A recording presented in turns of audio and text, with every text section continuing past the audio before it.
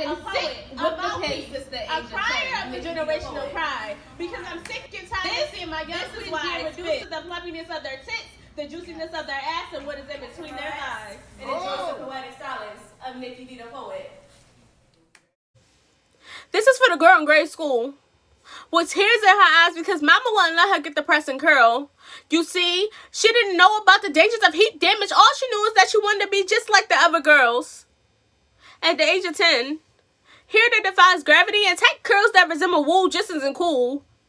But starting the trend and making her believe that she had to straighten her roots to please society wasn't something that her mother was willing to do. She said, "Baby girl, don't you know that your hair is a jewel? Each strand, each follicle is a representation of how far we came. That elasticity in your curl, well, that symbolizes how we snap back from every harm they try to put in our way. Baby girl, don't you know that you're a queen? You don't need no perm, no flat iron, no weave to insinuate the beauty that is within inside of you. In a case you haven't heard it in a long time, let me say it again. You are enough." This is for the girl who's naturally slim, no curves to get lost in, no pillows to hold on for comfort. Strolling through social media, she can't help but wonder if that makes her less of a woman, or if a trip to Miami 8 hours on a table will make her able to walk down the street with her head held high, with more junk in her trunk, more pride in her stride. Stare in the mirror, she can't accept what she sees, and she can't help but wonder why.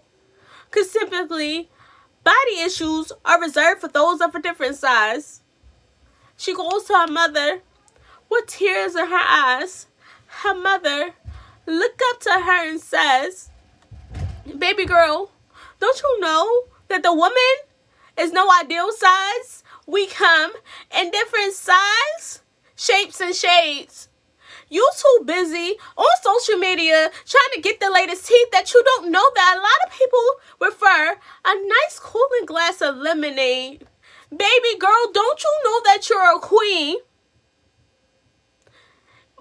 But you're too busy out here trying to look like a dime.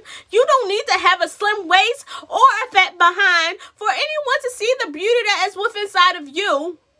In a case you haven't heard it before, let me say it again. You are enough." This is for the girl who's never been kissed, who lays awake at night, tortured with the thought of whether or not she will be asked to the school dance.